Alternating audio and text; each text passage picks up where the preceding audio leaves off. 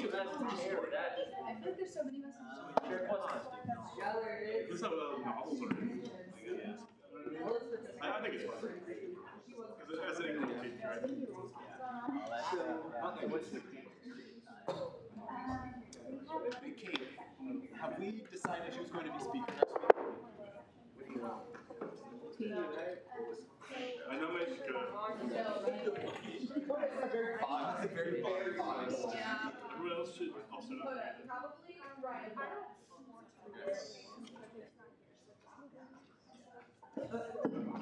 Yeah.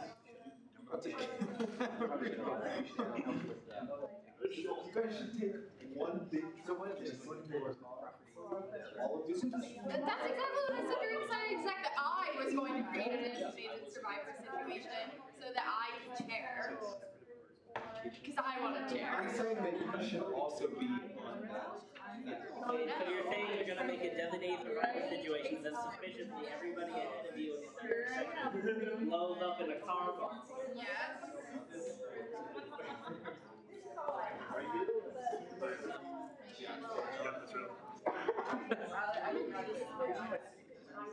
Yeah, she's on code.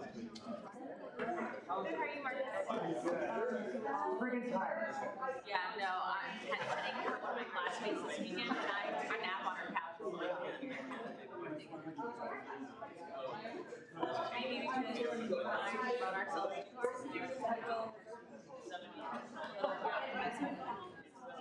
Even though my show's over, so that's done. I thought it was I saw the rest.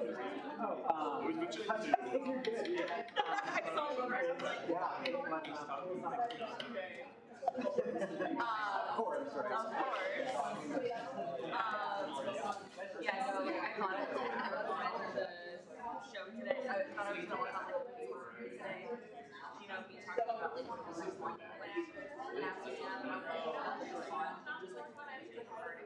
my master's project. I am starting to get burned out and tired of the subject. I need a week where I just don't work on it. Because I'm still working on it until the beginning of March. Trying to get myself ready. It's not due for another month. I can start working on it next week. This seems. I thought you were going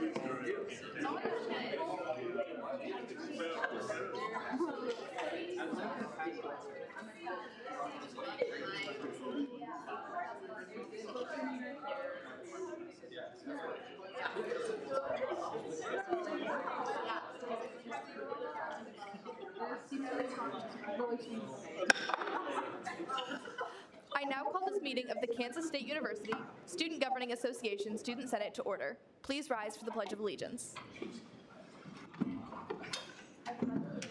To the flag of the United States of America, and to the republic for which it stands, one nation under God, indivisible, with liberty and justice for all.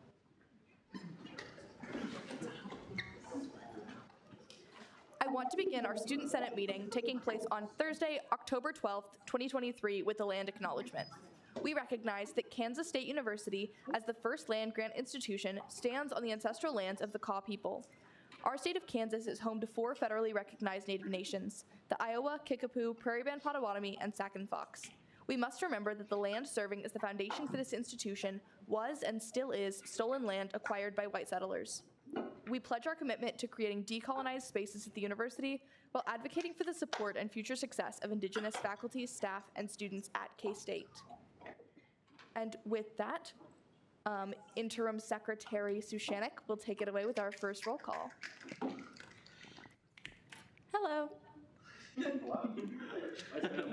Atchison. Ayers. Bellamy. Here. Biggs. Here. Blood. Here. Broughton. Here. Bruckner. Here. Cup. Here. Koch. Here. Compton. Here. Cuesta. Here. Dennis. Here. Drotz. Here. Dunce. Fogel. Glasscock. Here. Griffith. Here. Haynes. Here. Hartzell. Heatherman. Here. Hoffmans. Here. Jacobson. Kirchen. Kidd. Here. Kermer. Here. Kenzie. Here. Long. Here. Lynn. Here. Melcher. Moore. O'Malley. Here. Oury. Here. Pelton. Here. Peterson. Porter. Here. Rios. Rivard. Rodriguez Melendez. Rogers. Saya. Nick. Saya Carly. Here. Salmon. Here. Streetman. Here. Strunk. Sushanik. West. Wingert. Wolf. Here. Zatko. Here. Thanks, Sam. We'll now move into our first open period. First up, we have what is your official title? Vice President for Administration and Finance. Vice President for Administration and Finance, Ethan Erickson. Whatever you want to call Not Yes, very good. thank you all for letting me be here today and talk a little bit about administration and finance here at Kansas State University. They don't normally let me out to talk much, so this is can you go to the next slide? Obviously, I'm happy to take questions as we go through this. I just put a few things up on agenda quickly to talk about today that I thought might be of interest to all of you. But if you have other things that you want to talk about, happy to take questions as we go through. Talk a little bit about what is the Vice President of Administration and Finance, what's my role, what do we do here at the institution, where are we going? Because that's kind of an exciting time right now at the institution. We've got a new strategic plan, we've got new directions we're going, and administration and finance is a key piece of that puzzle that we're going to we have. Touch on a couple things about what we're doing today, so some facilities updates, and then talk a little bit about the 24 budget. And then obviously how you could, as students, assist administration and finance and university at large, how you can be involved and help us as we go through our year.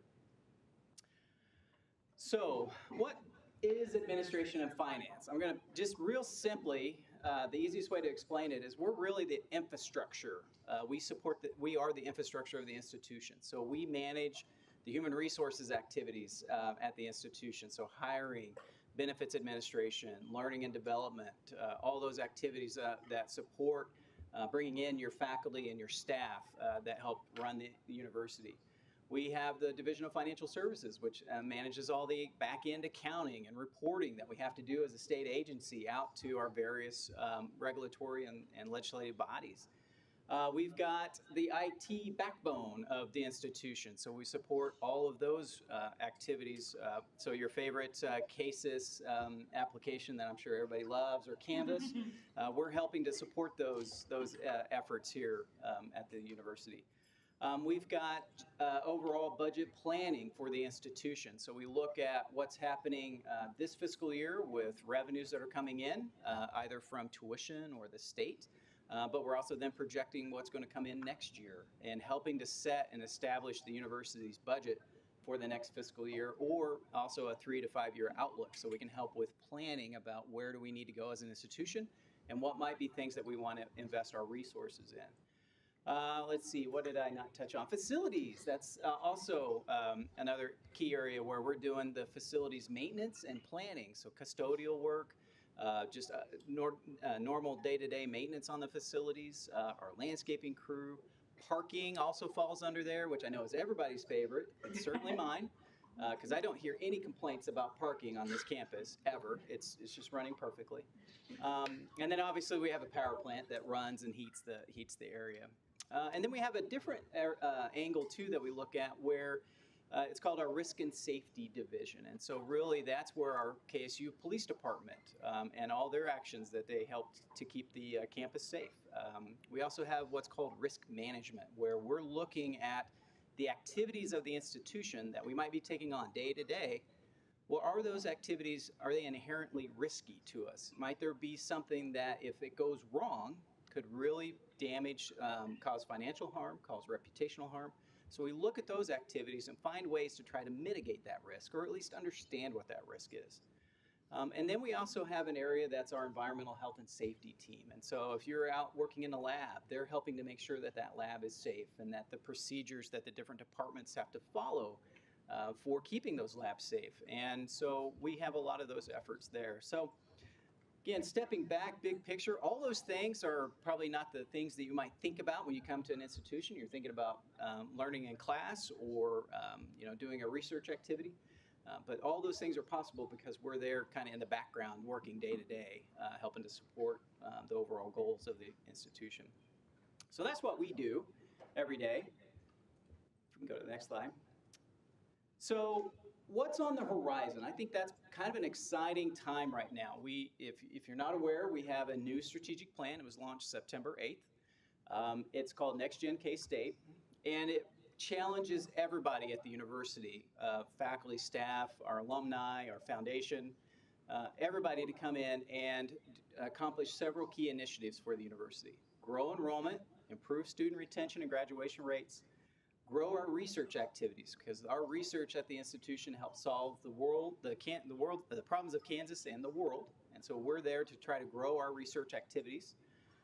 We're also a positive force for the Kansas economy. So I know we think a lot about the Manhattan campus, but we are the land-grant institution for the university. So we have a presence in all 105 counties through our extension network and some of our research extension areas across the state.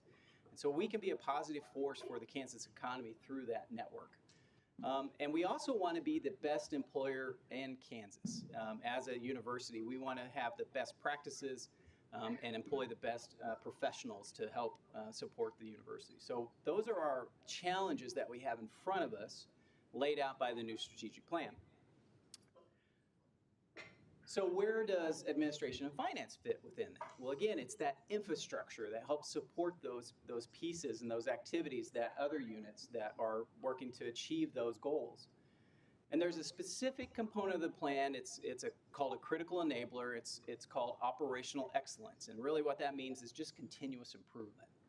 And we heard a lot from our stakeholders, and that's going to be, all our faculty, students, and staff that gave input into developing the strategic plan. We heard from them that the technologies that we use, the business processes that we have in place, our human resource practices that we have are not modern.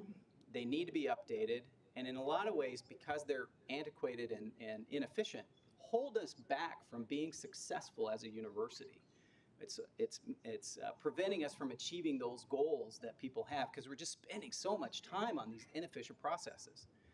So that's what we're going to be working on in the future go to the next slide. So we've got a lot of efforts that we're kicking off already this year to try to tackle some of those issues that we recognize at the university. We've got a campus master planning process that's going to be kicking off later this fall. And what that really means is taking a look at our university, the physical footprint of it, how transportation works, how parking works, our sustainability efforts at the university, lots of physical components. We're going to be taking a look at that, getting stakeholder input about what the campus should look like for the future. And we're going to develop a new campus master plan, and that will help guide some of our decisions that we're going to make over the next 3 to 10 years, 3, 5, 10 years, about what are investments we want to make in our physical resources. What new buildings might we want to make? How are we going to renovate facilities? Those types of actions. We're going to be looking at our resource allocation, our budget model. We recently, about 4 years ago, switched our budget model. We had one that's called incremental, which is basically you get what you get. And it's not tied to any type of an incentive or performance-based. We switched to a more performance-based budget. So if you do better in enrollment, you would get then more tuition revenue out there. So try to drive those incentives through the model. It's time for us to take a look at it, make sure that how we're allocating our resources actually aligns and supports the goals of our mission that we have through the strategic plan. So we're going to be taking a look at that this year. We're going to start on our HR practices and processes. We're going to start looking at new technologies. So we've got a lot of exciting change that's coming, and administration of finance is going to be a key driver in those areas, all of which is going to be designed to make life better on campus for our faculty, our staff, our students, and allow everybody else to do their jobs that they need to do and not spend so much time on those inefficient processes that are kind of holding us back. So it's an exciting time at the university, and it's kind of exciting for us. Accountants, we're getting in the background, we're getting excited about something, right?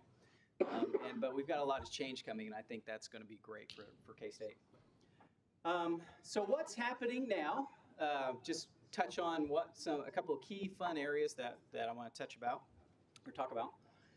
We've got some major facilities activities happening here at K-State. So our biggest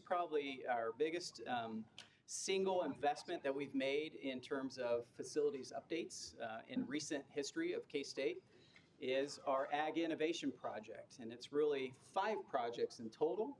It's valued at about $210 million. The speaker's time has expired. Senator Dennis. I motion to extend the speaker's time by 10 minutes. Second. Okay, thank you. I'm not boring you yet, right? Is that, okay. So it's valued about $210 million. It's building a new livestock education arena up on North Campus. It's creating a new agronomy education and research facility up on North Campus. renovations to Call Hall and Weber Hall. If anybody's been in there, they're very quaint and antiquated. It's a good term for it. They need some love, and also then would create a facility located in between Call and Weber, connecting those two, that in some ways replaces Schallenberger Hall, which is also another facility that needs a lot of help. Yeah, you're not. Yeah, it's pretty bad. But it also is thinking differently about how we do work at the institution. So instead of it just being a single college facility, it's also going to create space for interdisciplinary efforts and collaborations with other colleges, so that we can have more collisions between those different disciplines and think of doing things differently, both from research and instruction activities. So that's exciting. We've only got about 147 million identified so far. So if you know somebody that has 63 million, send them our way. We'll talk about them. Another one that you've probably seen if you've been driving along Denison recently, we've got demolition projects. Now that's, you might think, we don't normally take down buildings. We're usually good at building some, but we don't usually take any down. But we've got a unique funding program from the state where they've provided us financing to take down some of our old buildings. And why might we do that? Part of it is that last bullet point, we have a large deferred maintenance backlog. So that in essence, we've not been able to keep up with the maintenance needs on a lot of our buildings. And that backlog at this point, university-wide, is valued at about $510 million. So when we can take underutilized, not utilized space offline, that actually reduces our deferred maintenance backlog. And what we're going to be able to take out between the NAT and gym alone is about $35 million of deferred maintenance is just going to be off our books. So I just want to be clear, it's the natatorium and the gymnasium attached to Ahern Fieldhouse. It is not the Fieldhouse. Now I know most of you don't have a lot of fond memories, but a lot of our alumni are very passionate about the Fieldhouse. A lot of good things happened in there during their time here at K-State. And so we've had to be very clear. We're not taking down the Fieldhouse. We actually think what we'll be able to do is get those attachments cleared out and really create a preeminent space and view for Ahern that will then are working to figure out how do we utilize that space. Right now it's just kind of a big empty barn, but we want to find a good way to use that can be adaptive reuse. And so we're exploring different things. We'll be talking about it during campus master planning about how to really utilize that space. One that might be of interest to you too, we've got a great partnership with our foundation right now to where we're out there fundraising and also committing university resources to update and refresh about 67 of our general use classrooms. And so some of them I'm sure you've been in, you're like, wow. I mean, I think they look the same as they did when I was a student here. They're pretty rough. So we're refreshing a lot of those, and that effort is going to be taking place over the next several years. And obviously, like I mentioned before, we're always constantly working to address our deferred maintenance backlog here at the university. What else? So I know I'm going through this. Any questions so far? Just Chair Broughton? Do you have like the list of the classrooms that are going to be updated? Yeah, I can get those. Yeah. Okay, awesome. Mm-hmm. Anything else? Caucus Leader Kim. Not from Marcus. I'm not taking it. Never mind. Well, actually, the question may be for you, Speaker Thomas. Does SGA still have representation on the facilities committee that like talks about updates to buildings and classrooms? So the campus master, we're building that steering committee right now. There will be student representation on that. Yep. Thank you. Yep. I've emailed Caleb about that. Anything else? All right, I'll switch to a topic near and dear to me, which is budget. So FY24 budget. I thought it might be just beneficial for you to know what's happening at the institution. What is the university's budget?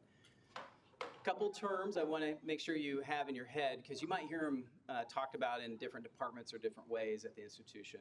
And we love our vernacular here and our abbreviations. So first up is GU, the GU budget. You might hear that a lot.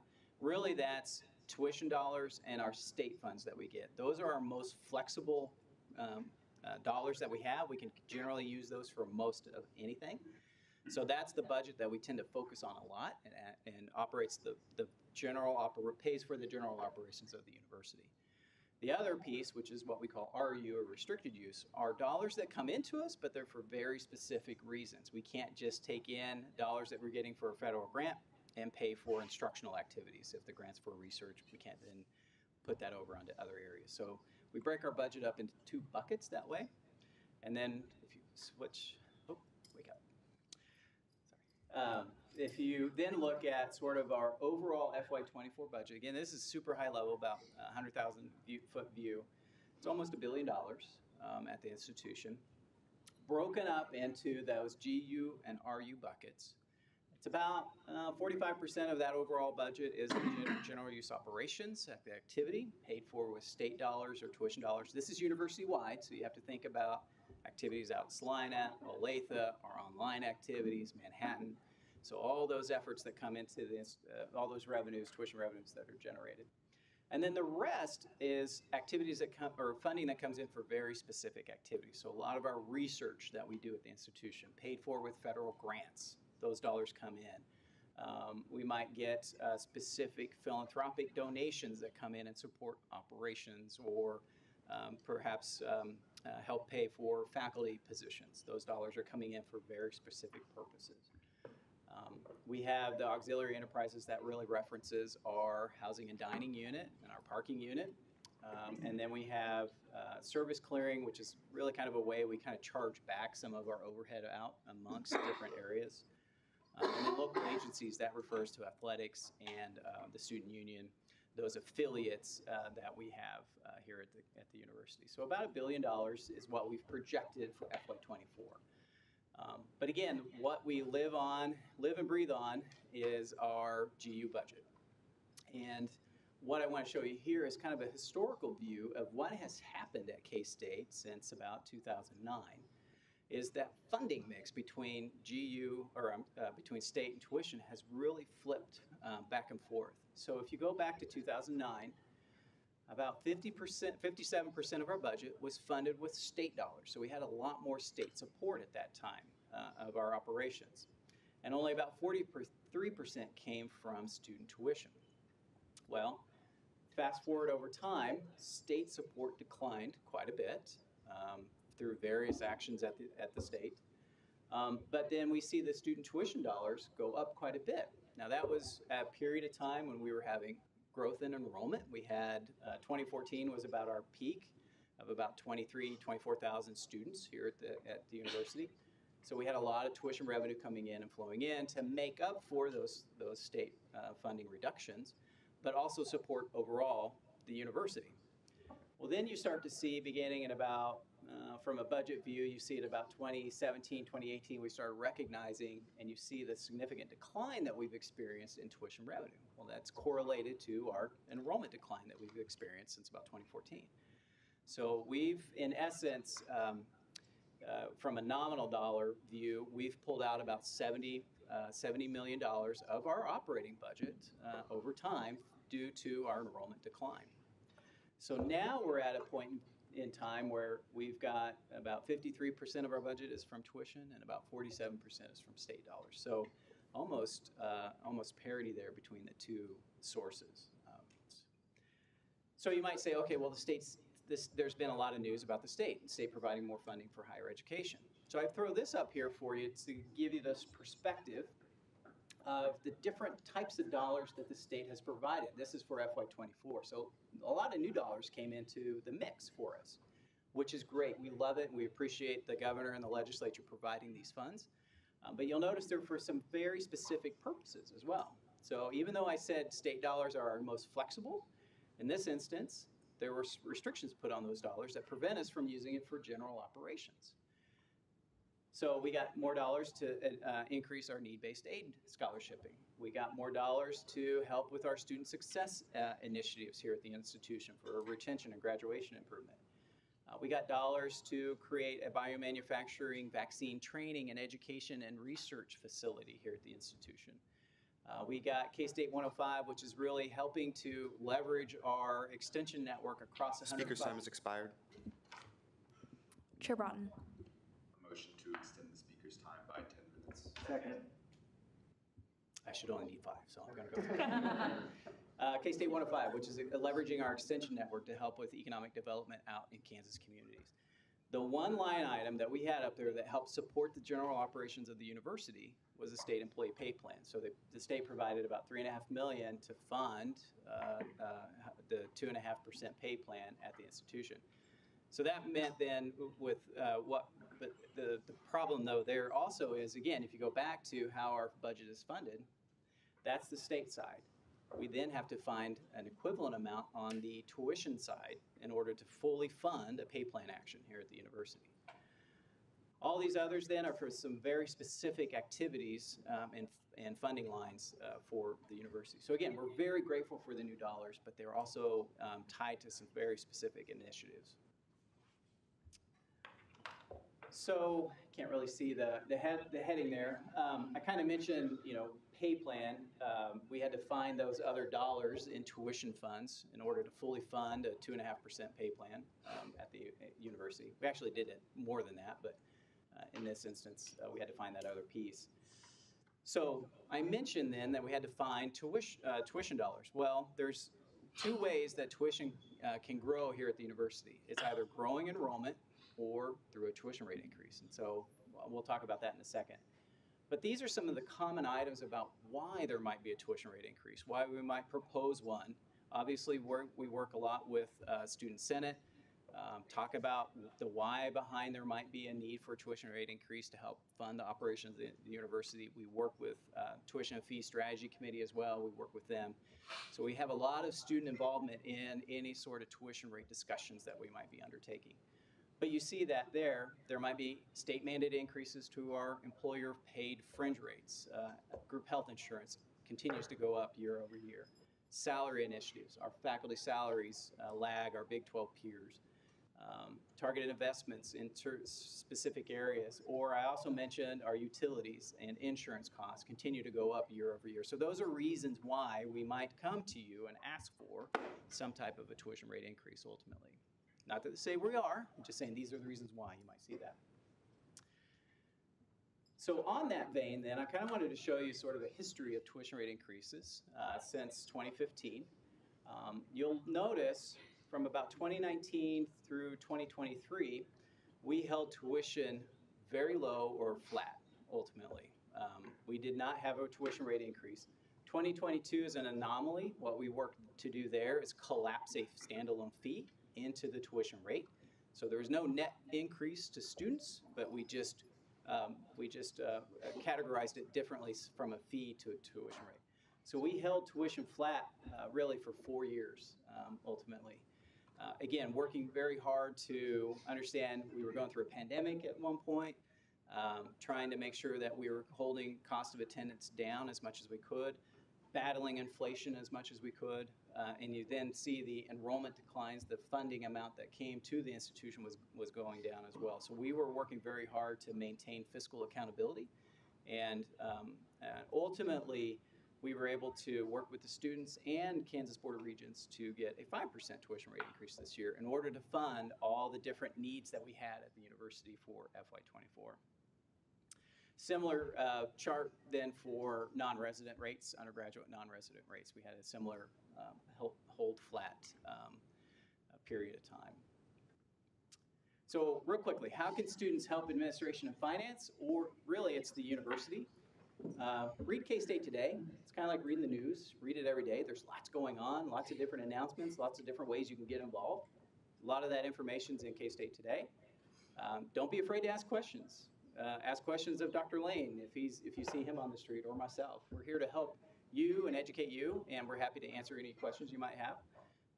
Know the resources that are available. Lafine, Counseling Services, PowerCat Financial. Those are all services that are available to you today. Take advantage of them. They're there. We would love to partner with student groups. So if you're a fraternity, sorority, or other student group, we're happy to help with campus beautification efforts. So Linda Craighead, she's our contact across campus. She'd love to interact and find a way for a campus beautification project for you to do that with. Provide honest and fair representation. If you hear misinformation, so I'd never heard this before, but apparently there was a myth at one point going around that if you got hit by a car on campus, you got free tuition. That is not the case. It does not work that way. So if you see somebody getting ready to jump in front of a car, hold them back and just tell them you don't get free tuition that way. So help inform your fellow students about what's happening. So if we are talking with TFSC or the student body about a tuition rate increase, talk to your other students about the why behind that. I'd encourage you to become familiar with the strategic plan. It's going to be shaping and guiding our university for the next 10 years. If you're a freshman, your whole time here, you're going to be feeling the excitement and energy and changes that are going to be coming from the strategic plan. So become familiar with it.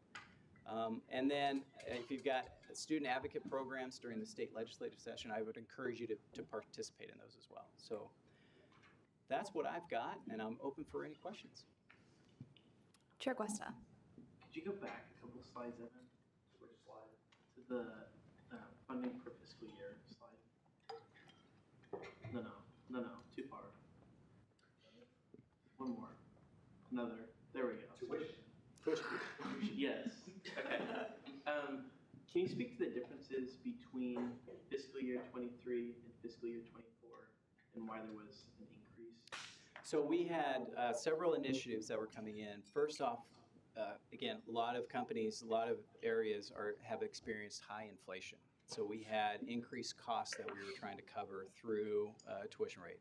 If we don't generate new revenue, and we're paying more for goods and services, we've got to then cut something else. So we want to try to preserve our services as much as we can. So we needed additional revenue to come in. We had a employee, faculty, staff pay plan. We had investments in our strategic. What's the process, or why may they allocate more dollars one year to another institution that's not us or whatever? And yeah. It's what you're talking about is how's the sausage made in Topeka in the legislative session, and it's messy. So what we start out with is a partnership with the Board of Regents, and generally all the institutions are coming together to say, what is our advocacy? What are we going to ask for? Could be more funding for our facilities, could be pay plan, it could be battling inflation. So Kansas Board of Regents develops their initiative and platform that they're going to go advocate for. If they're successful, Board of Regents then receives those dollars and then allocates them out on some sort of basis. You know, it could be square footage basis or some other basis. But then during the session, what will happen is individual schools may be in there advocating with different parties for specific initiatives on their own. And then the legislature may adopt those initiatives and fund them at that time. So it's a multi-fold strategy that might be taking place, and that might be why you see one year Wichita State gets a lot of dollars, because they were able to successfully lobby for that particular initiative that they're working to fund. Thank you. Yeah. Chair Blood. I know within a number of different departments, especially in the College of Engineering, there's some decent faculty shortages, and that also when comparing our schools or our institution to other peer schools, we pay significantly less for faculty. How is kind of within the budget and administration planning, what's the plan to kind of increase our faculty retention and growth within some of these departments? So I might talk about a little bit from the compensation piece. So I mentioned we've got a lot of initiatives coming online. One of those is going to be a university-wide compensation and classification study. So a real detailed look to see where are we at market, where are we below market for all of our positions, and then developing a roadmap for how do we fund then those salary changes that we need to make. And so we've got to find ways to generate those dollars. In relation to where is engineering at, in terms of open positions, a lot of the way the model works is we're able to, let me back up, there's one pie, right? You can slice it so many ways, and there's lots of different people wanting a piece of that pie. So in the model, we leave that then, what we can resource allocate out to the colleges, then the college then decides how they want to deploy those dollars. And so they may be making decisions about where do they want to invest for growth, or what do they need to maintain. And so some of those decisions are at that local level then for the college. Chair Cuesta. Can you speak to how in fiscal years 20 through 23, how you kept it with the no increase? It's very painful. We had every year we had a budget cut, and sometimes very significant budget cuts. And so, to the earlier question, that's why you see today vacancies in some departments, is because we've not been able to restore the budget back to those same levels. So we worked very hard during that time to keep those costs low, but also recognizing, again, that's the pandemic, 20 and 21, right? That was never a good time to think about. Time for questions has expired. Okay. Chair Blood. Move to extend the time for questions by 7 minutes. Second. I only get 7. Okay. Did I get your question? Yes. Okay. Yes. Caucus Leader Solomon. What is the green space going to be used for next to AR? That's a great question. I think we're going to try to answer that particular question during the campus master plan. But it's a great opportunity that will be available. So it either could stay green, it could become something else, could be a new facility at some point. It's a predominant location on our campus. Great opportunity. Senator Voscock. So you mentioned about potential partnerships with facilities and student groups. Could you give any examples of that occurring in the past? Sure. And or what areas, either physical or types of things that you work on? So we've had partnerships where just a painting partnership. We always need to refresh paint all around campus, hydrants, different areas, right? And so we've partnered with groups to do those. We had an all-in sort of K-State landscaping refresh where we partner with a lot of student groups to refresh the mulch and landscaping areas across campus. And so a lot of those are some of the main projects that we've devised. Not to say we couldn't come up with something totally different, but so we're open to talk about how that might look. How does our tuition increase stack up against our cohort? All of us came in at 5, except for Wichita State, and they came in at 5.9. Oh, actually, I take that back. Fort Hays State came in at 7, but their tuition rate is so much lower on a percentage basis. It didn't. That's why it came in. Their dollar amount was such that it had a much higher percentage rate. Caucus Leader Kramer. Just trying to make sure I have my information correct. Yep. If you get hit by an Adibus on campus? Nope.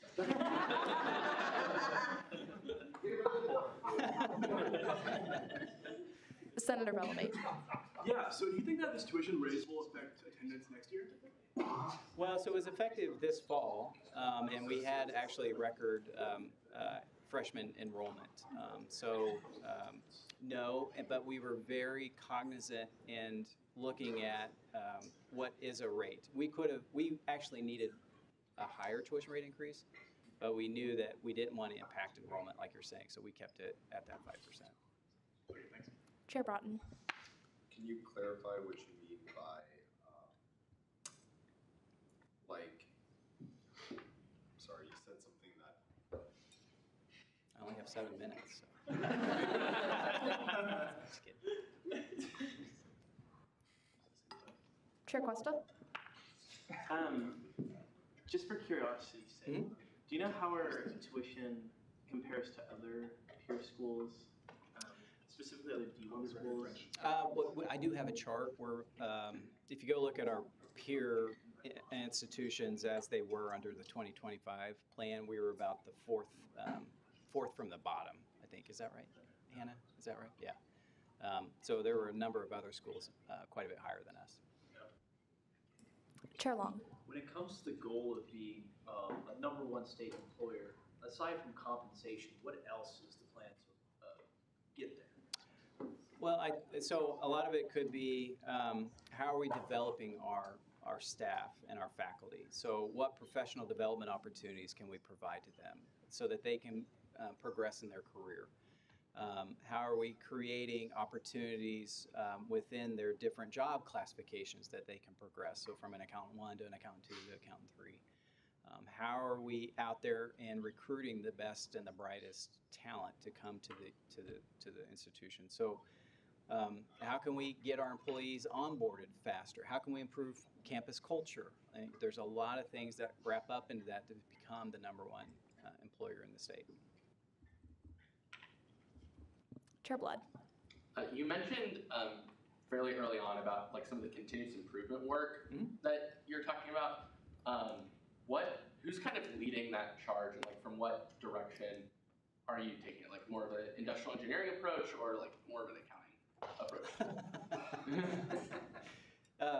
So ultimately, all of that responsibility rolls up to me to lead the different efforts. Now, within each of those dimensions that I mentioned earlier, I have leaders over each of those areas that ultimately they're doing a lot of the day-to-day work to move these initiatives, but the buck kind of stops with me at some point. So industrial engineering, I don't know. We're just going to fix stuff. Construction, I like. Yeah. Senator Glasscock. Would you be able to provide a timeline for campus master plan? Yeah. So we're going to kick it off later this fall, probably November, December timeframe. We just got we have the RFP out to select a consultant. So I think we're hoping to do that late October, early November. And then we'll start our steering committee work, I think, in December is kind of what we were looking at to do. Probably be about a 12-month period to go through a lot of data collection, also a lot of stakeholder input that we're going to be asking for across campus, and then developing the recommendations ultimately. And then the follow-up? Granted. And then what are the ways that you will be collecting input from students? So I would imagine we're going to have stakeholder sessions dedicated to seeking student input. We're also going to be out in the colleges. We're going to be out open forums. We're going to be out in the community. So there's going to be lots of opportunity. I think we might even have, most likely we'll have some sort of a survey instrument that can also be submitted by students. So we're going to try and tackle this a lot of different ways to get as much input as we can. Seeing no further questions, thank you for your time. Thank you.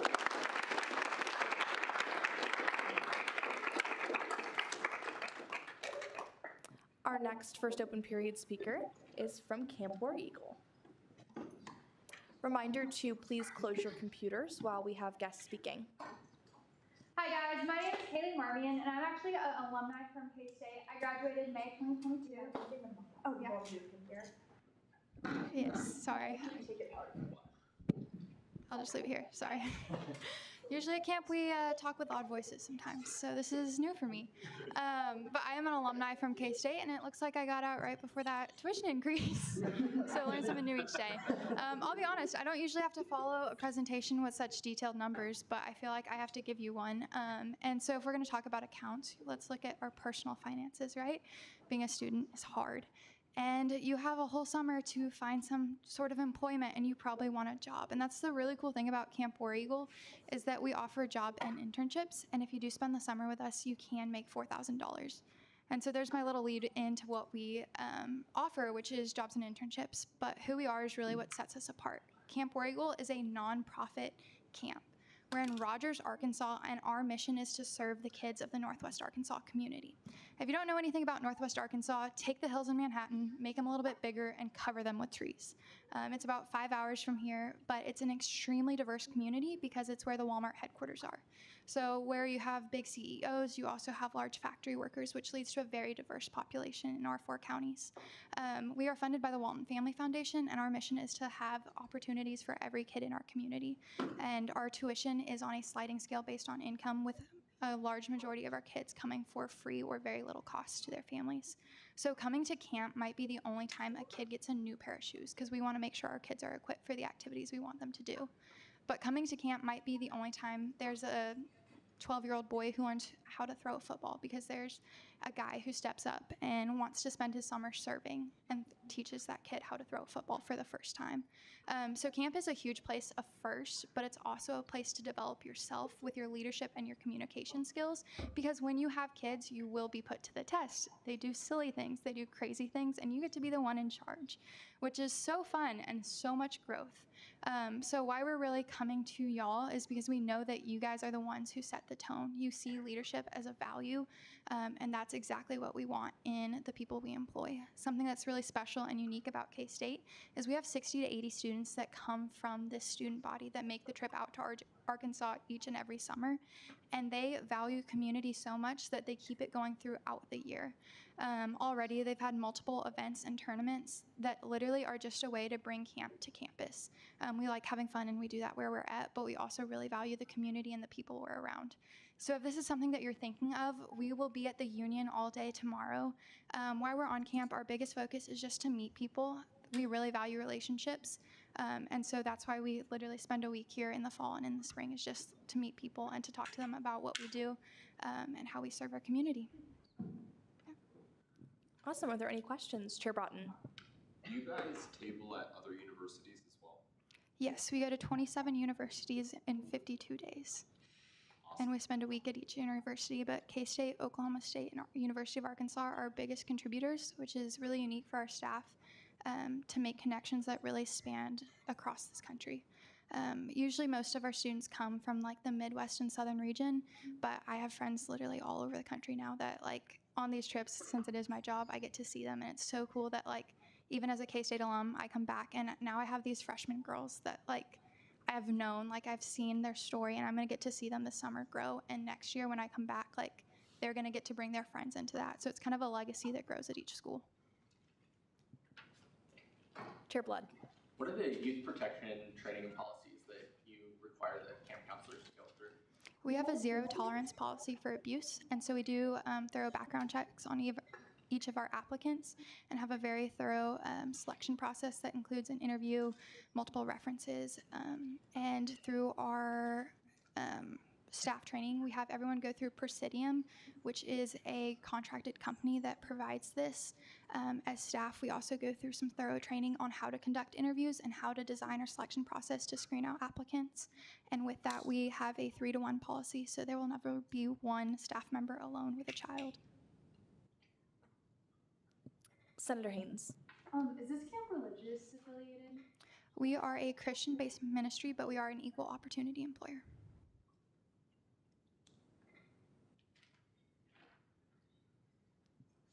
Awesome. Seeing no further questions, thank you for your time. Thank you.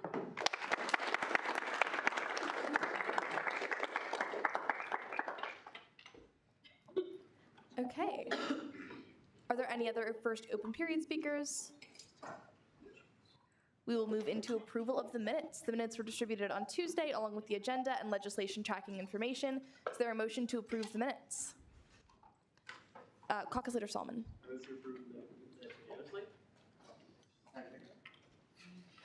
Those will stand approved. We will move into announcements. First, flu season is in full force. Help stop the spread now by getting your flu vaccine at Lafine Health Center. The link to the portal is in the announcements. Second, refer people to the Emerging Leaders Program. The second Phase 1 class will begin soon. 3, proxies. If you're going to be absent from Student Senate, please fill out the link, even if you aren't sure if your absence will be excused. 4, if you're physically absent from Student Senate but would like to attend via Zoom, please fill out the Student Senator Zoom request form. 5, want to give props to someone in Student Senate, fill out the Senate shoutout form that was sent to you in the Senate GroupMe. If you have not been added to the All Senate GroupMe, ask your neighbor to add you into that GroupMe. We will not be taking the requests from the announcement form because Pro Tem Kappelman is the only one with access to that form.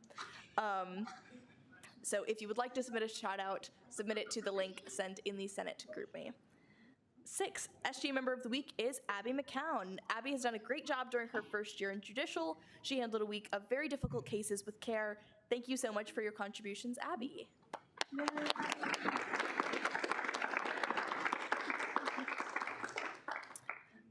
Then 7 is the upcoming events calendar. It tells you when all of our committee meetings are. And the quote of the week is, "What you do makes a difference, and you have to decide what kind of difference you want to make." Jane Goodall. Next, we will move into commendations. First up, we have Resolution 232435. Senator Glasscock. I move to consider Resolution 35. Second. Will the author please come forward?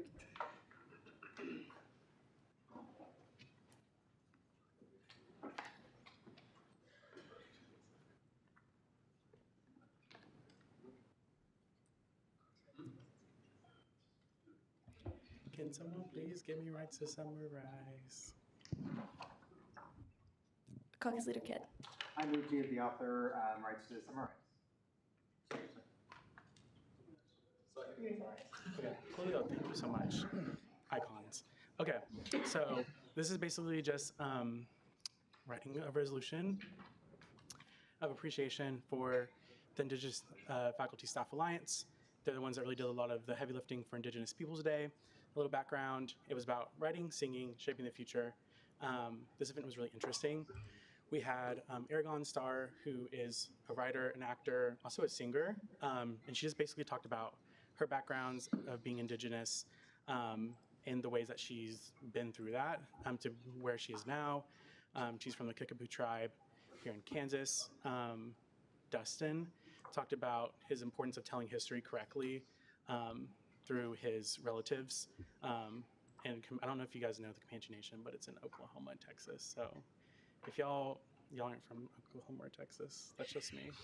Anyways, but it's really interesting to learn about like some of my culture that can be implemented in there. And then we had like a really nice lunch. I know Andrew went. Andrew, where you at? Hey, let's go. Was the food good? The food was fantastic. For the record, the food was fantastic.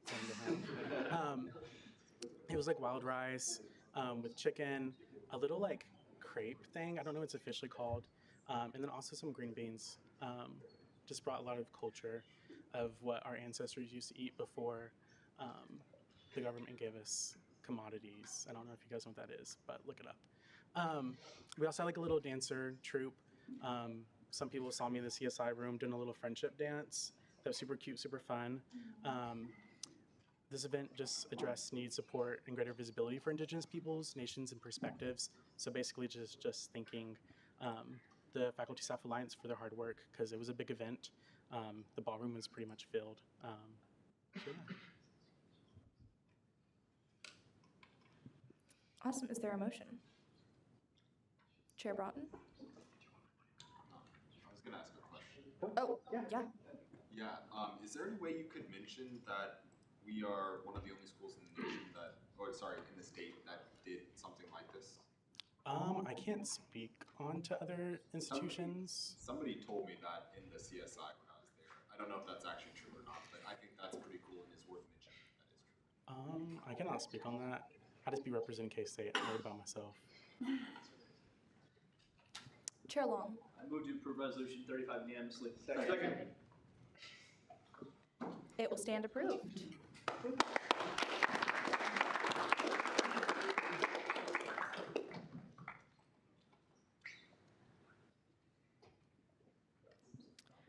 Okay, now that we've exhausted commendations, we will move into approval of appointments. First up, we have Resolution 232436. Chair Long. I move to consider resolution 36. Second. The author, please come forward.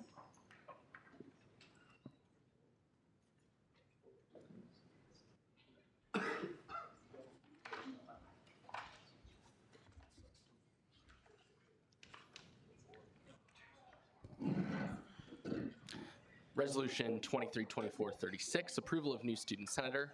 Authors Brian Blood, sponsors Senate Operations Committee. Whereas there's currently one vacancy for the position of student senator for the College of Agriculture, and whereas August Holst has the next highest vote total of eligible and willing candidates in the 2023 SGA general election in the College of Agriculture.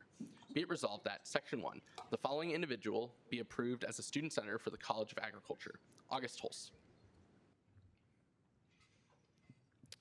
there any questions or corrections for the author?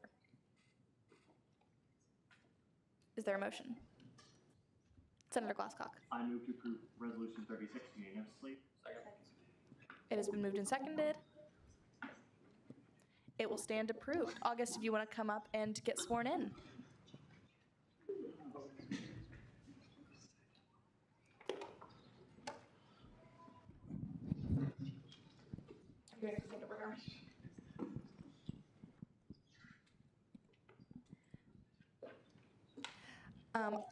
I'm going to have you raise your right hand and say, "I will" at the end. I do solemnly swear that I will faithfully execute the office of student senator and will, to the best of my ability, preserve, protect, and defend the Constitution of the Kansas State University Student Governing Association.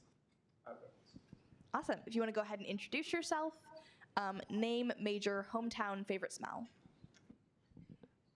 My name is August Hulse. I have a dual major in ag economics and animal science. I'm from Culver, Kansas, which is just north of Salina. No one lives there. And then my favorite smell, which a lot of people think is weird, I really like meats judging. Did it all through high school.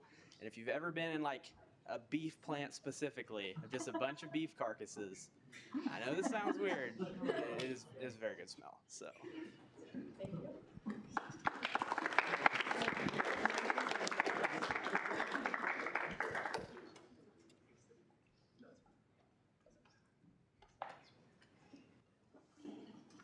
Now that we've exhausted approval of appointments, we will move into committee reports. Are there any committee chairs that would like to give a report tonight? Chair Lynn. Can you pull my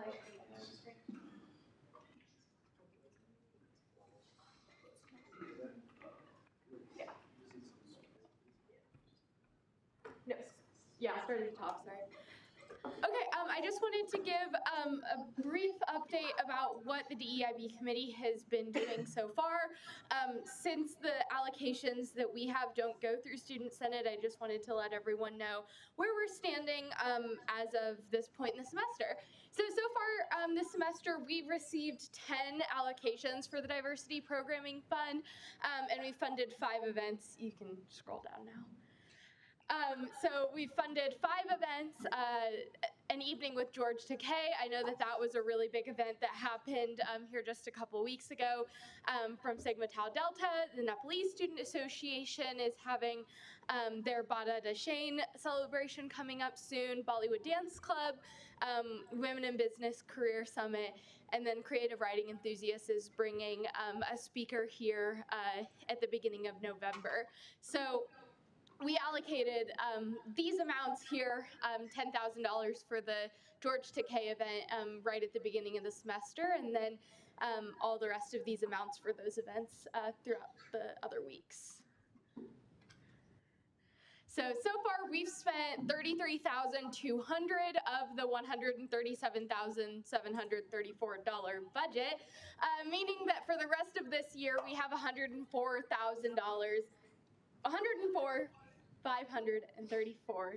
left.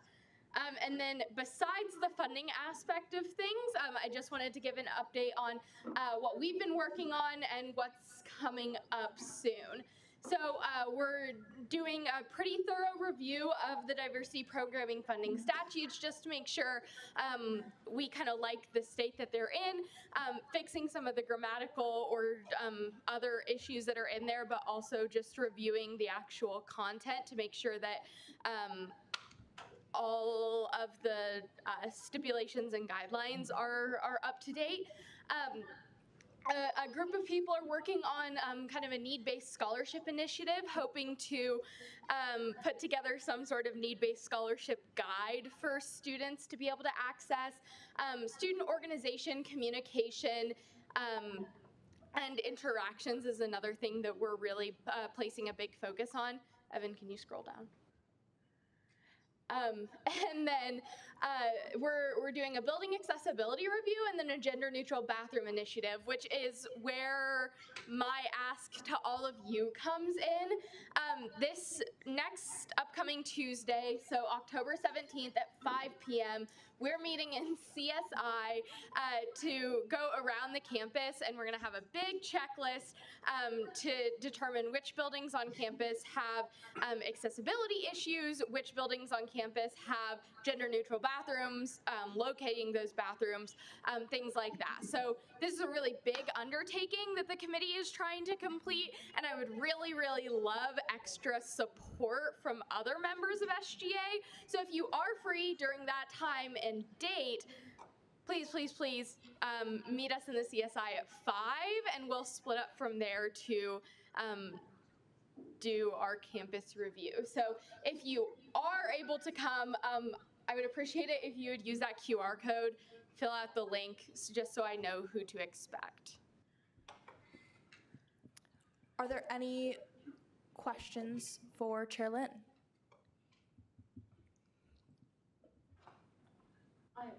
Oh, yeah, Cox-Sitter Wolf. Define what a gender-neutral bathroom would look like on campus. Yeah, so a lot of the ones that we have tend to be single stall restrooms. Not all of them are, but just a bathroom that does not have like a gendered marking on it.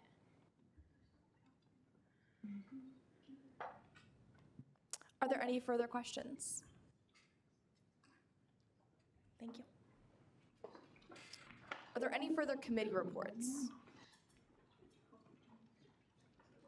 Seeing none, we are going to go ahead and get one of our cabinet members sworn in. We passed this legislation 2 weeks ago, but she is just getting here now to get sworn in. So Mackenzie, if you would like to come up.